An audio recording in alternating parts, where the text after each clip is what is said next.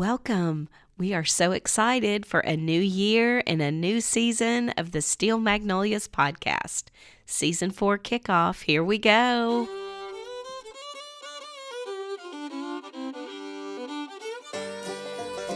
I'm Lainey. And I'm Laura Beth, and we are Steel Magnolias, the strength of steel. With the grace of a magnolia. We are here to have uplifting conversations about life in the South. And we've got plenty of room at our table, so pull up a chair.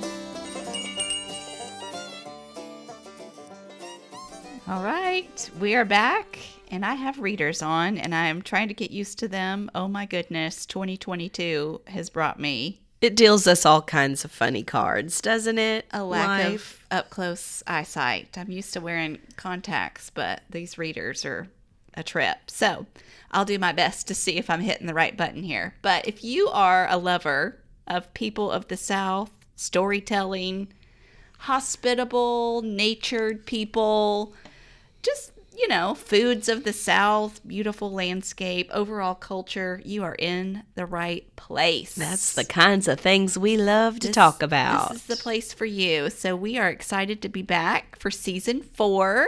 And you know what? I also think we have said before, we're lifelong learners, but we are natives of the South who do not know it all. We just want to keep digging, keep learning. We want to know more. That's right. We're not know-it-alls, but we'd like to know a little more. So we are excited this season to just continue in the vein of exploring culture, and that means the food and the people and the lifestyle and Why we do the things we do. yeah. So we have a couple of trips planned this year. One we've already taken, and we're going to be sharing that with you in the coming episodes.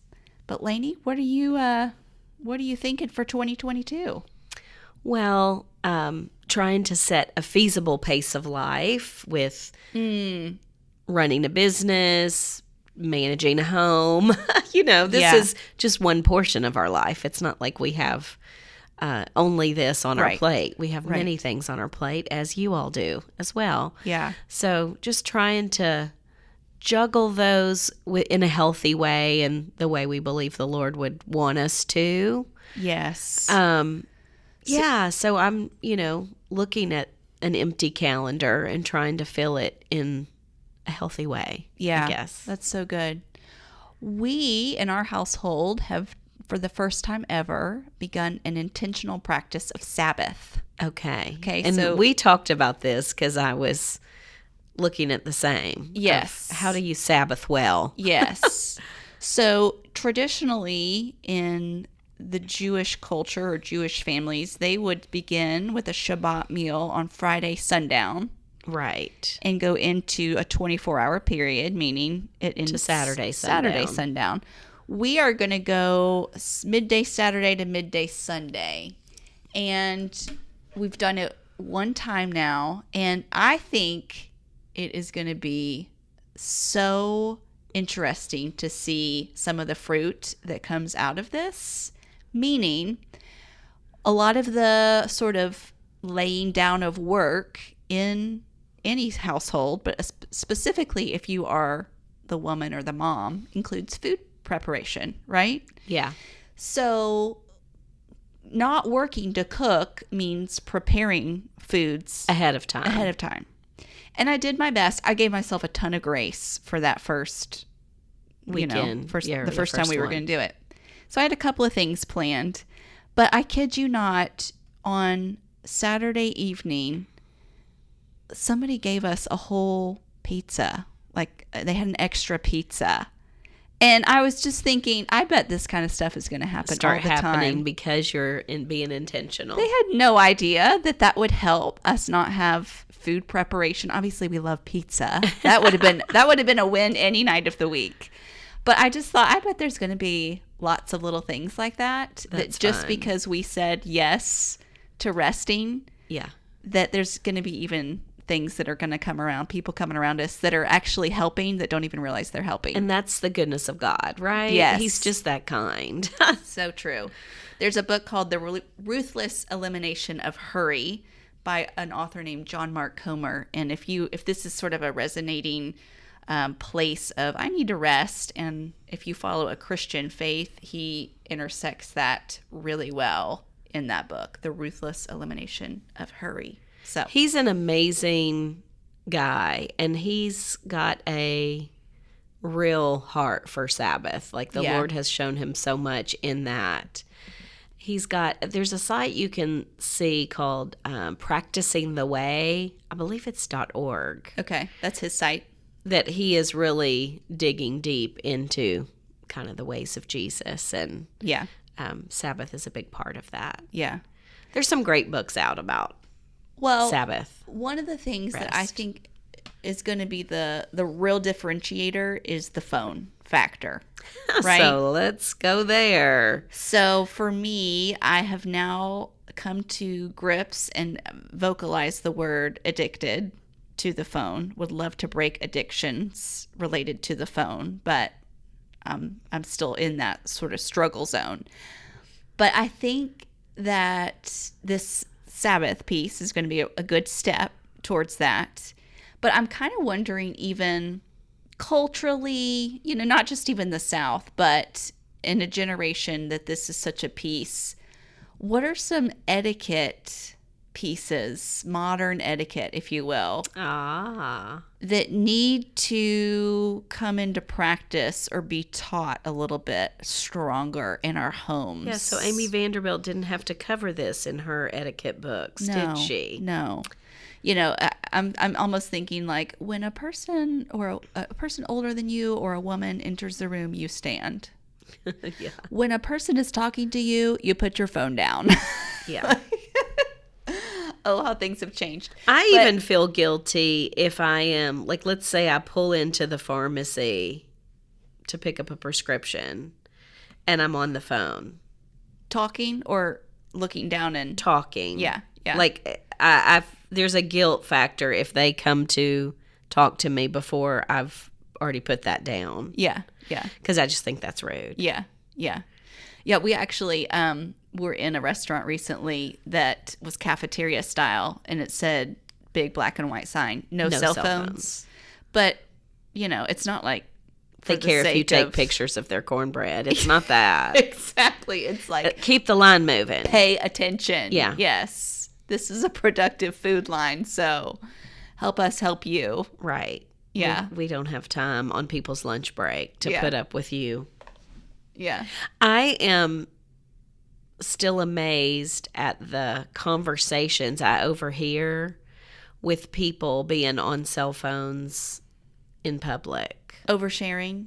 Yes. Yes. Right. We're getting like I diagnosis. don't need to hear about your medical medication. Yeah. Yep. Situation or your psychiatry appointment, Right. which I heard in TJ Maxx one time. Like, really? And you're on speaker, too. No. Was she on speaker? No, maybe I could only hear her. I think Oh I could my only hear her goodness. side. I did have a speaker situation in an art exhibit recently, though, where I thought, is this really Art happening? exhibit. I'm surprised that person wasn't tapped on the shoulder, Yeah. because usually that's kind of almost like a library I setting. couldn't believe that was happening. But anyhow. Wow. Yeah, so I don't know who wants to tackle that, but I feel like there's some etiquette that needs to be taught. I'm not talking young people, because all of us that are phone carriers need a little refresher on human interactions and the etiquette. And for you being humble enough to admit addiction, I think we all are. You just were willing to admit it. I'm definitely addicted to the phone. the first step is admitting, right? It is. And, I hear the buzz and I'm like, who could it be? What is that? Yeah. Notification. Yeah. Can't wait to see.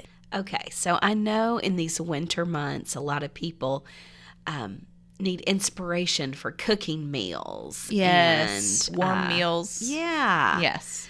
So I made a meal that I felt like would be a good one to share because it Okay. was fairly easy. Okay. Very hearty breakfast. All right. And so basically pull out that wonderfully seasoned cast iron skillet, Heck yes. like a 10 or 12 inch skillet. Okay. Okay, those corn tortillas that you can buy that are crispy. They're Okay. Yes. Okay. Yes. Get that. break them up and put down in the bottom of the cast iron skillet. Okay, so you're making little tortilla crumblings. Yes. Okay. Not into tiny pieces. Okay. Just break it up Yeah. so you cover the bottom. Okay.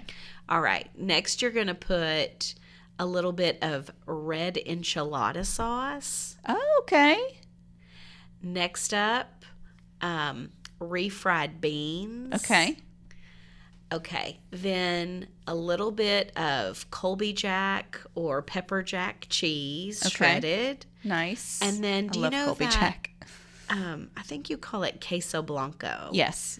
That crumbles. Yes. Kind of like, it looks almost like a feta. It the way it does. crumbles. Yes. Little bit of that. Yes. Now, on this recipe that I was looking at, you kind of layer that. Okay. What I just said. Everything you just said. Tortillas, Yeah. beans, Yeah. enchilada sauce, the cheeses. Yes. It was just for me, so I just did one One layer. Okay. and it was plenty. Okay. Anyhow, if you're making this in a big skillet for many, I was using a tiny cast Okay. iron skillet Yeah. just for Yeah. me. Yeah. But if you were doing this for a family, you could layer that Yeah. a couple of times.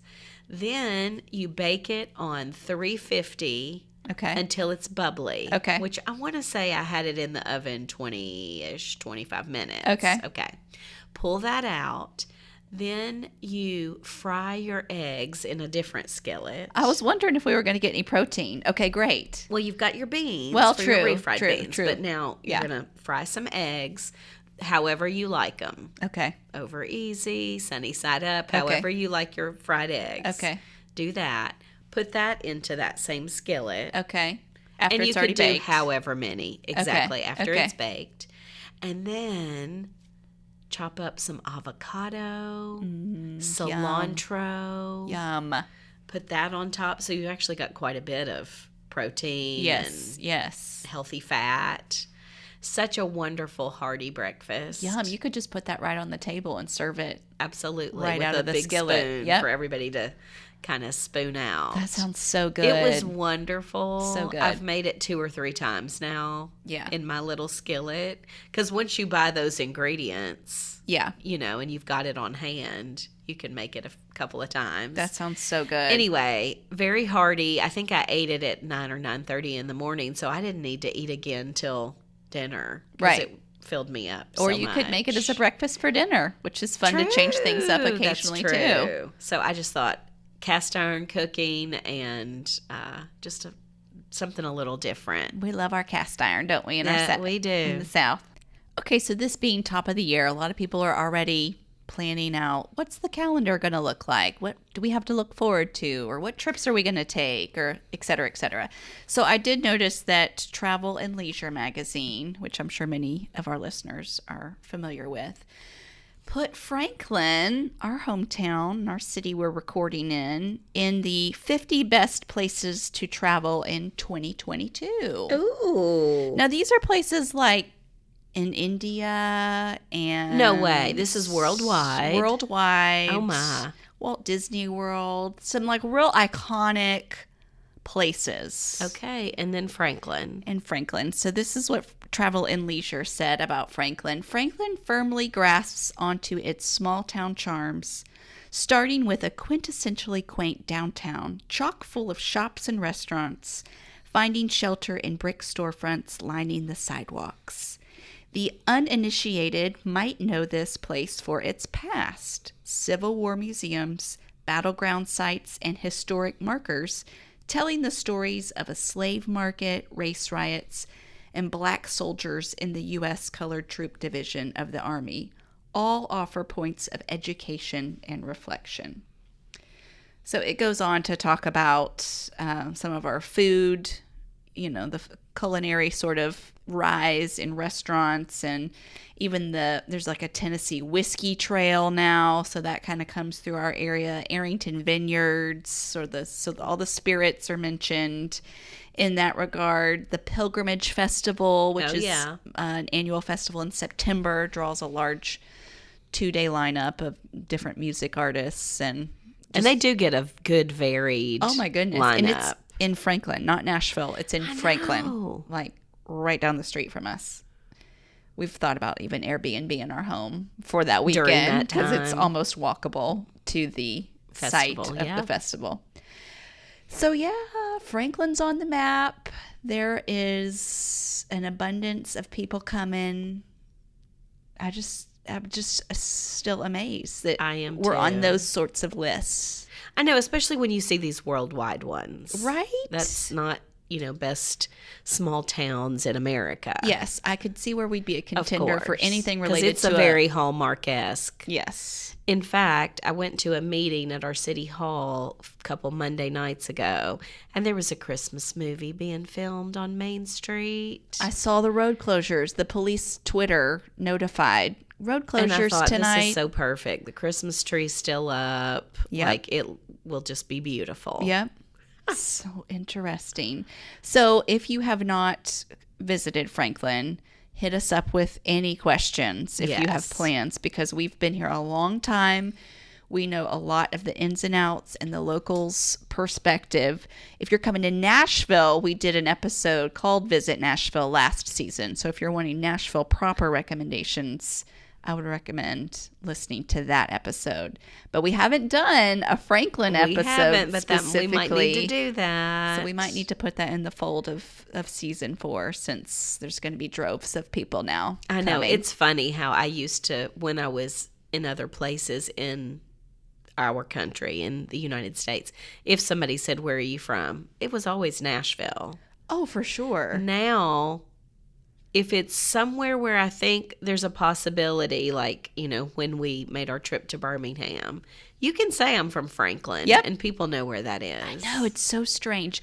Or sometimes I feel silly because I'll say, I'm from Nashville. And then they'll respond with, oh, I have some friends that live in Franklin. I'm like, Oh. oh, I'm actually in Franklin. Like it's just Yeah. this awkward dance of do you know, Yes. do you not know? That's right. How well known is Franklin, but it's on the map. And Well, in looking at your year, are there any places you're hoping to see? I always am hopeful to see the ocean. So we've again, back to other episodes we've done. We did an awesome Peaches and Beaches episode. And you're willing to see any of those We beaches? have such great beaches in the South. do. Our Gulf Coast is the prettiest sand that It really you'll is. see ever. And It really so, is. It's to me the prettier beaches than the Atlantic or the Pacific for sure. or Pacific. Yeah. Definitely than Pacific. Yeah. Coastal wise, we have access to great beaches and they're drivable from here. It's a little long drive. Some of it can be more in the 7-8 hour range, but you can get to the beach in 6 hours technically Yeah. from here. So yeah, my hope is to always see some ocean See water. some ocean. Yeah. I want to see, I've got a few on my radar. I want to see the Texas Hill Country soon. Oh wow. I'd Yeah. like to do a trip to Austin again and then add in like Fredericksburg or something in the Texas Hill area. Yeah. Is that a summer trip or is that too hot? When would you? When's I the think that ideal? would probably be a summer trip. Okay. If I want to float a river or That's true. something. If you're you want it floating. to be warm. Yeah. I would like to also do, it's interesting, Arkansas was put on our radar by a listener, and I've looked at a lot. They have a lot of beautiful natural beauty. Yes. So Yes. Arkansas is a little more on my radar right now as well. Yeah. As I think we renamed them like the Hidden Gem State. Yes. Yes. We have hidden gems to go find in Arkansas. and I would love to get back to Savannah. I haven't seen that in a long time, and I'd like to. Yeah. I haven't done Savannah, so that would be a fun trip for sure. I'm always partial to Charleston, but Yes. I would love to say I've at least explored Savannah and Yes. see what it has to offer. There's so many just picturesque pieces of art and even literature and movies that I think about with that Spanish hanging moss, Yes. that Spanish moss that hangs down when I think of Savannah. So Midnight in the Garden of Good and Evil. Exactly. Yeah. So that would be fun.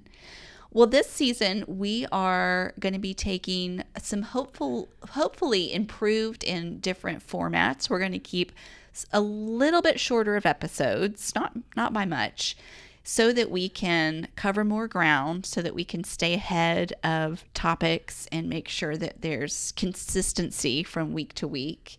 And we're going to hopefully integrate again, interviews where it makes sense to Right. draw in an expert or a great storyteller. And we want to continue to be uplifting conversations about life in the South. That's right.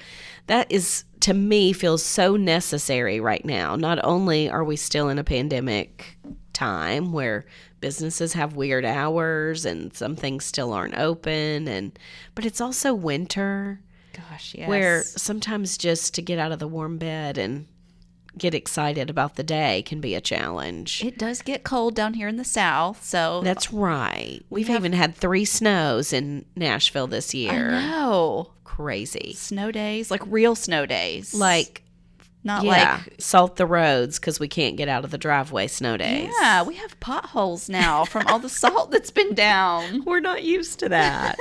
Anyhow, I just think now more than ever, we need uplifting conversations. Yeah. And I even need a fire lit under me sometimes to get excited about the days. Yeah. And Yeah. Podcasts can do that. Podcasts can give you a little bit of a sense of your daily walk as a friend that you're going through that That's with. right. That's you know, right. and so that is sort of the hope that we have in this format, that you feel like we're inviting you metaphorically to our table.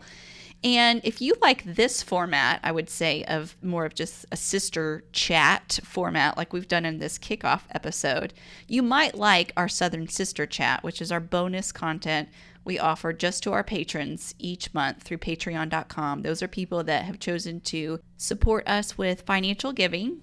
Either a $5, $10, or $20 membership gets you access to exclusive content. We have t-shirts, swag, Southern boxes of goodies that we send out every 6 months to our VIPs. So if that's of interest to you, I'll link it in our show notes, but that might be something extra special if you've been with us for a while and just want to know more about us personally and hear a little bit more about what's on our minds outside of just the topic-to-topic weekly episodes. So that's a fun place to connect as well.